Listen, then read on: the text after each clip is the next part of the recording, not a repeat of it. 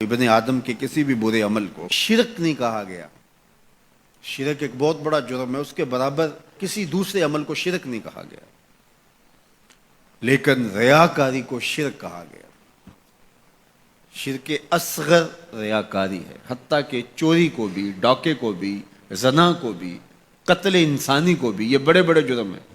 لیکن ان کو بھی شرک نہیں کہا گیا۔ لیکن ریا کو شرک اصغر کہا گیا، یہ چھوٹا شرک ہے۔ اللہ گوارا ہی نہیں کرتا کہ کوئی عمل کسی اور کے لیے کرے۔ شرک کی جس طرح معافی نہیں ہے، اسی طرح شرک اصغر جو ہے، اس سے ملوث عمل کسی صورت میں بھی قبول نہیں کیا جائے گا، چاہے وہ کتنا ہی بڑا عمل کیوں نہ ہو۔ حضرت ابو امامہ الباہلی رضی اللہ تعالی عنہ حضور کی خدمت میں حاضر ہوئے اور عرض کی، یا رسول اللہ صلی اللہ علیہ وسلم، میرے ماں باپ آپ پہ قربان ہوں، میں آپ سے یہ پوچھنا چاہتا ہوں کہ کوئی شخص اپنی جان جیسی متاع عزیز راہ خدا میں وار دیتا ہے، اس سے بڑی قربانی تو کوئی اور نہیں ہو سکتی کہ جان ہی قربان کر دی، اور اس کا مقصد اعلاء کلمت الحق تھا، لیکن ساتھ یہ بات بھی تھی چلو میری ناموری بھی ہو جائے گی، میری بہادری کے جھنڈے بھی لگ جائیں گے، تو کیا اس کو اجر ملے گا؟ تو حضور نے فرمایا فلا شیء لہ، اسے کوئی اجر نہیں ملے گا۔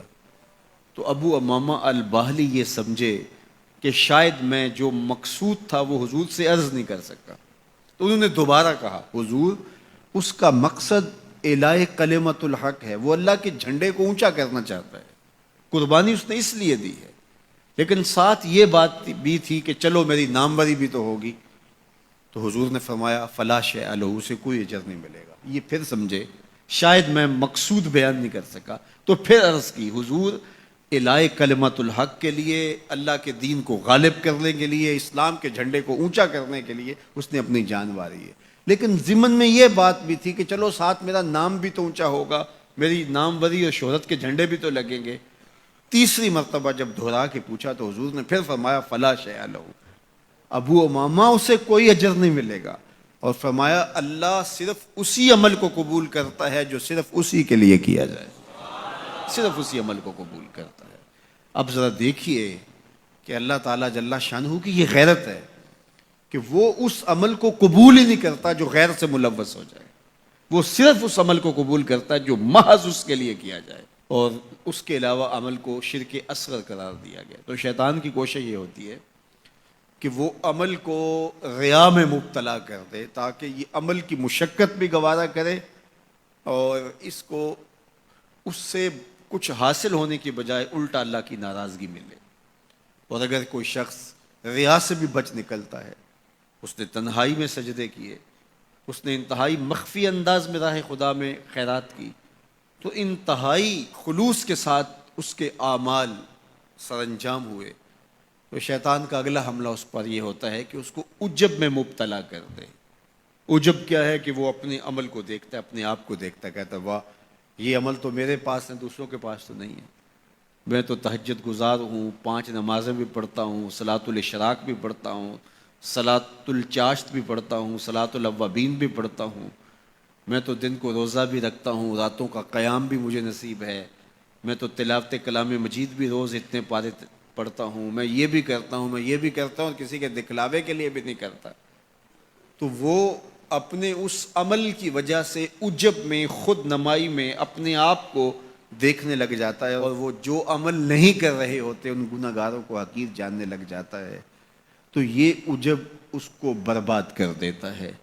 اور عجب اس کے عمل کے حسن کو اور عمل کے جمال کو چھین لیتا ہے۔ علامہ رومی فرماتے ہیں کہ کچھ عامل ایسے ہوتے ہیں کہ 4 دن نمازیں پڑھیں تو آسمان کی طرف دیکھنے لگتے ہیں کہ آسمان سے کوئی پیغام میرے نام آ رہا ہے کہ نہیں آ رہا،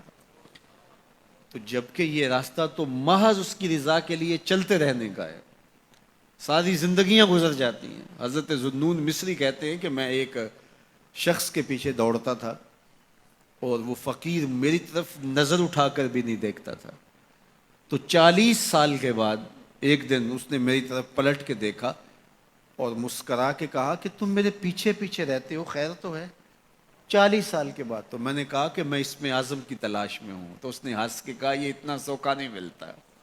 تو کہا میرے 40 سال بیت گئے اور آج اس نے نظر اٹھا کے دیکھا۔ ریا کے بعد اگلا مرتبہ شیطان کے لوٹنے کا وہ عجب ہے، وہ اس کے اعمال کو مزین کر کے اس کے سامنے رکھ دیتا ہے اور وہ سمجھتا ہے کہ یہ میرے پاس ہے، عمل اوروں کے پاس نہیں ہے۔ لیکن اللہ کسی کے اعمال کا حجم نہیں دیکھتا، اللہ تعالیٰ جل شانہ بندوں کے عجز کو دیکھتا ہے۔ وہ گناہ جس گناہ کے بعد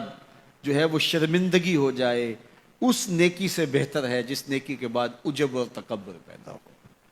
اللہ کو وہ آنسو قبول ہے جو ندامت کے ہیں۔